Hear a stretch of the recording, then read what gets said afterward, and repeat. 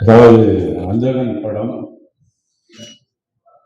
மக்கள்கிட்ட போய் எப்படி சேரணும், அதை எப்படி கொண்டு போய் சேர்க்கணுங்கிற முக்கிய பங்கு வகித்த பத்திரிகை, ஊடகம், தொலைக்காட்சி அனைத்து நண்பர்களுக்கும், உறவுகளுக்கும் என்னுடைய மனமார்ந்த நன்றி.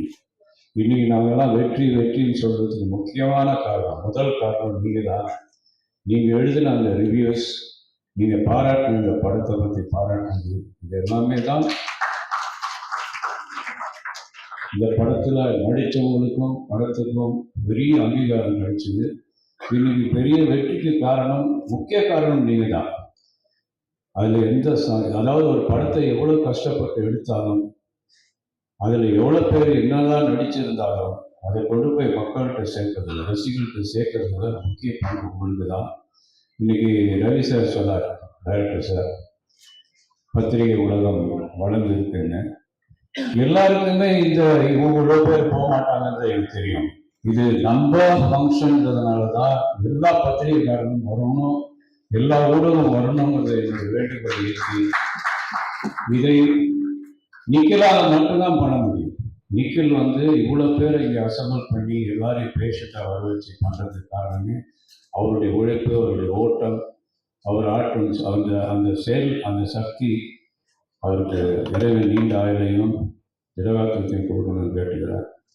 அடுத்ததாக நான் இந்த படத்தில் நடித்த எல்லாருக்கும் அவங்க இதில் அவங்க எல்லாமே கைதறிந்த நடிகர்கள். இப்போ நீங்கள் செம்மலர் பார்த்தீங்கன்னா ஒரு சின்ன கேரக்டர், அந்த பையனுடைய அம்மாவாக நடிச்சிருக்கோம். ஒரு யூனிவர்சிட்டி பாய் ஒருத்தர் இருப்பான், அவனுக்கு மதராக நடிச்சிருக்கோம். அதனுடைய டைலாக் டெலிவரி பார்த்தீங்கன்னா ரொம்ப ஒரு எக்ஸ்பீரியன்ஸ்டு, ஒரு 20-30 படம் பண்ண எக்ஸ்பீரியன்ஸில் பேசுவாங்க.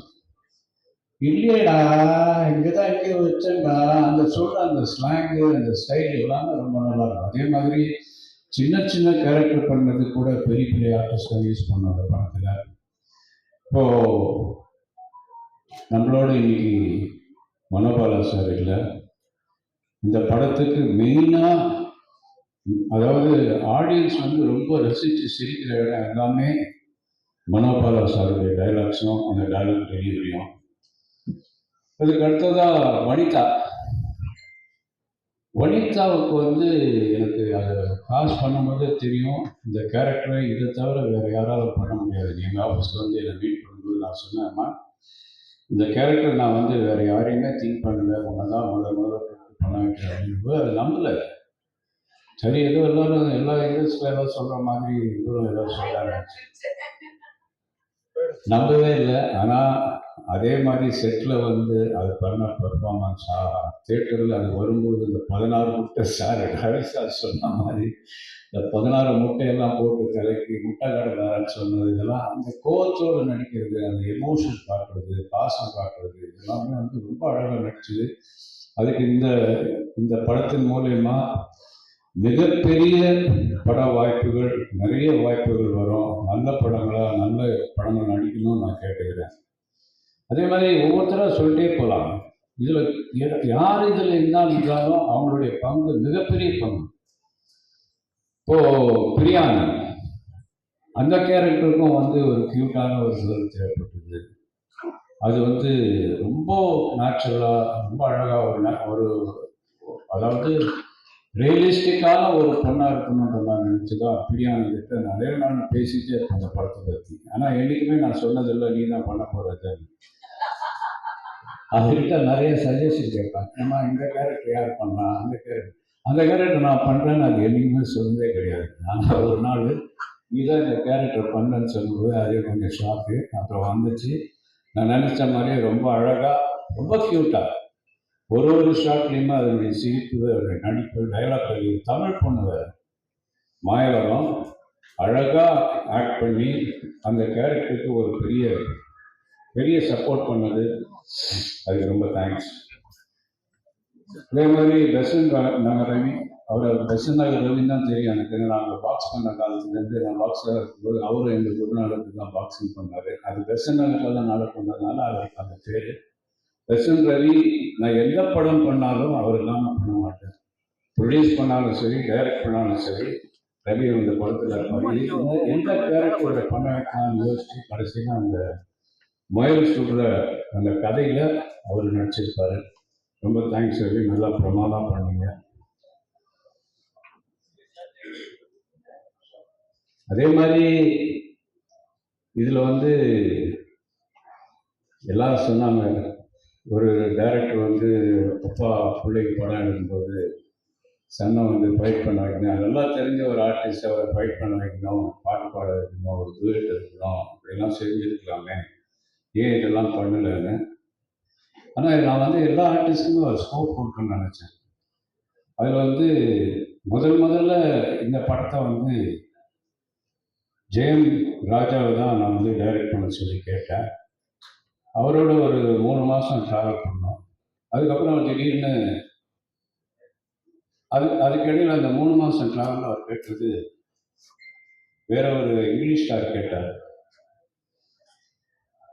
அதுவும் லண்டனில் இருக்கிற பொண்ணு குழந்தை மறந்துருக்கு. நான் அவர்கிட்ட ஏதாவது இன்ஃப்ளூயன்ஸ் பண்ணோம்னா இவர் டிஸ்டர்பன் பண்ணுறாரு அப்படின்னு நினச்சிடக்கூடாதுனால நானும் அந்த பொண்ணுகிட்ட பேசினேன். அது கேட்ட சம்பளமாக கொடுக்க ஒத்துக்கிட்டோம். அதுக்கப்புறம் 3 மாதத்துக்கு அப்புறம் அவருக்கு வேற ஒரு படம் வந்தது, சிரஞ்சீவி படம் வந்ததுனால, சார் நான் அந்த படத்தை பண்ணிட்டு தான் அதை பண்ண முடியும்னாரு. பண்ண சார் ரொம்ப தேங்க்ஸ்ன்னு சொல்லி அதை மாற்றணும். அப்படி தான் அந்த படம் மாறிச்சு.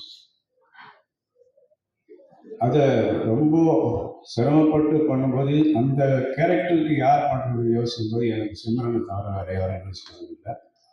அதே மாதிரி அதனுடைய ஸ்கோப் இந்த படத்தில் ஏன் நான் பேசுறதுல போர் அடிக்குது அவங்களுக்கெல்லாம், ஏன் பின்னாடி ஒரு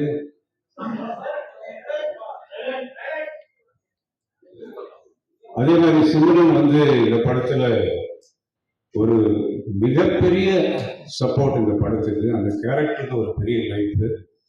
அதனுடைய எக்ஸ்பீரியன்ஸ் எல்லாம் இந்த படத்துல போட்டு தமிழை அழகா புரிஞ்ச ஒரு இன்னைக்கு என்ன அழகா தமிழ் பேசுது. எனக்கு ஆச்சரியமா இருக்கு. இவ்வளவு தமிழை அது கத்துக்கிட்டது ஒரு அப்ரிஷியேட்டிங் ஒரு விஷயம்.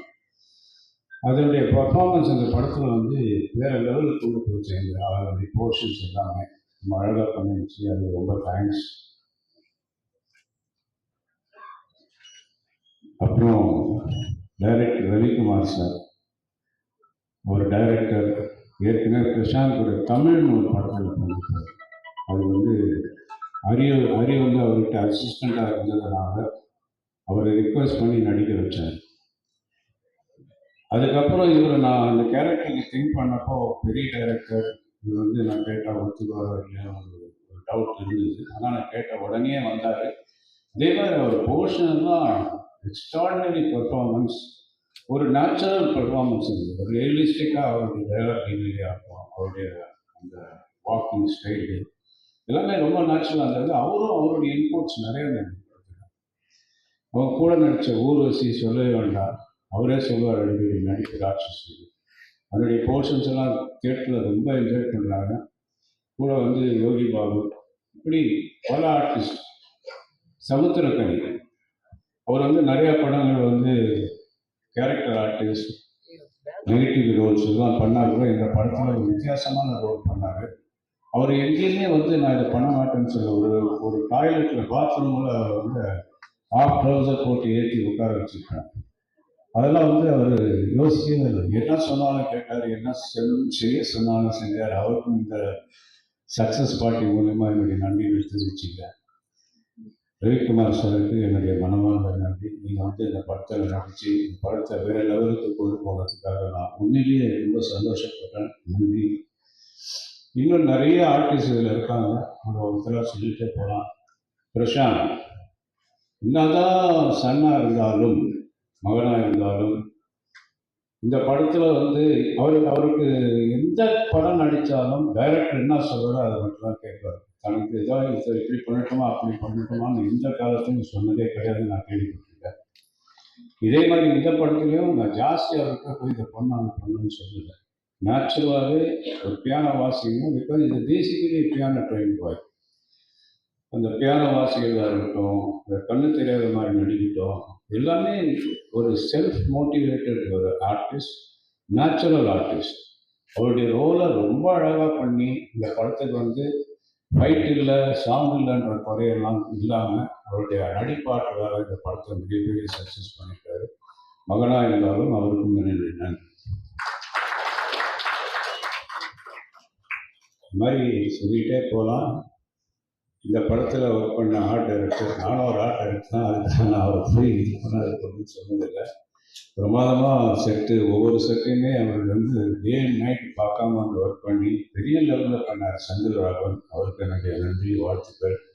ஃபைட் மாஸ்டர் ராம்குமார், அந்த தம்பி வந்து பிரசாந்த் கூட வந்து ட்ரைனிங்லேருந்து அவருடைய ட்ரைனிங்கில் வளர்ந்து இன்னைக்கு ஸ்டண்ட் மாஸ்டர் ஆகி 35-40 படம் பண்ணியிருந்தா கூட இந்த படம் கூப்பிட்டோன்னா, ஏன்னா எனக்கு ரொம்ப நாள் மனசில் இருந்தது, இந்த மாதிரி நம்ம காம்பவுண்ட்லேயே வளர்ந்த ஒரு ஸ்டண்ட் ஆர்டிஸ்ட்டை நம்ம ஏன் யூஸ் பண்ணக்கூடாது.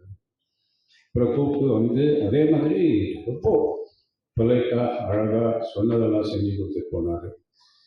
ஒவ்வொரு டெக்னீஷியனுமே, சவுண்ட் இன்ஜினியர் லக்ஷ்மி நாராயணா ஆகட்டும், எடிட்டர் ஆகட்டும், காஸ்டியூம் டிசைனர்ஸ், எங்களுடைய production executive Anand, production manager, அப்புறம் இந்த அசிஸ்டன்ட் டைரக்டர்ஸ் என் கூட ஒர்க் பண்ணாங்க, அசோசியேட் டைரக்டர், இவங்க எல்லாருக்குமே இந்த ஃபங்க்ஷன் மூலிமா என்னுடைய நன்றிகளை தெரிவிச்சுக்கிறேன். அப்புறம் முக்கியமாக சொல்லணும்னா, இந்த படத்தினுடைய மெயின் ஹீரோ யாருன்னா ரவி யாதவ். அவருடைய கேமராவில் இந்த படத்தை வந்து வேற லெவலுக்கு கொண்டு போய் எல்லாரையும் பார்க்குற மாதிரி பிரமாதமாக பண்ணி ஒரு நியூ டெக்னாலஜி இந்த படத்தில் அடாப்ட் பண்ணார். அதுதான் பார்க்குறவங்க ஈர்க்கிற மாதிரியான ஒரு விஷயம். பார்க்குங்களை கவர்ந்து இந்த படம் வந்து கிளாஸியாக இருக்குது, ரொம்ப அழகாக இருக்குன்னு சொல்றது காரணம் ரவி. அப்புறம் ஒரு சாங் வந்து நாங்கள் ராக் ஸ்டார் அனிருத்தை வச்சு பாட வச்சோம். அது கூட வந்து மக்கள் செல்வன் விஜய் சேதுபதி அவர் அந்த பாட்டை பாடிப்பார். இந்த சாங்கை யாரை வச்சு கொரியோகிராஃப் பண்ணலாம்னு நினைக்கும் போது பிரபுத அவர்கிட்ட கேட்டேன், நீங்கள் இந்த சாங்கை கான்செப்ட் பண்ணி இது கொஞ்சம் பண்ணி கொடுங்கன்னா அவரும் வந்து ஒத்துக்கிட்டாரு. ஆனால் சம்பளம் வாங்க மாட்டேன்னு வளர்த்துட்டாரு. அவருக்கு அசிஸ்டண்டாக சாண்டியை வச்சுக்கிட்டு இந்த பாட்டை வந்து கர்நாடகா சாங் வந்து மிகப்பெரிய இன்னைக்கு வந்து ஒரு வைரலாக போயிட்டு இருக்க சாங். அவங்க எல்லாருக்குமே நான் நன்றி சொல்லிக்கிறேன். அதே மாதிரி மறுபடியும் சொல்கிறேன், இன்னைக்கு நம்ம சக்ஸஸ் பார்ட்டி நடத்துகிறோன்னா அதுக்கு மெயின் காரணமே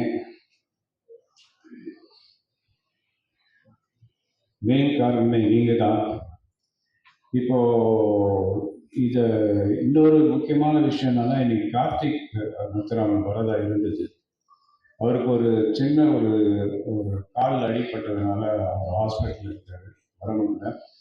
அவரும் எல்லாருக்கும் நன்றி சொன்னார். அவர் மூலியமாக இந்த நன்றியை தெரிவிச்சுக்கிறேன். இப்போது எல்லாருக்கும் மீண்டும் ஒரு முறை மனமார்ந்த என்னுடைய நன்றிகளை தெரிவிச்சுக்கிறேன். இன்னைக்கு வந்ததுக்கு ரொம்ப சந்தோஷம். Thank you very much.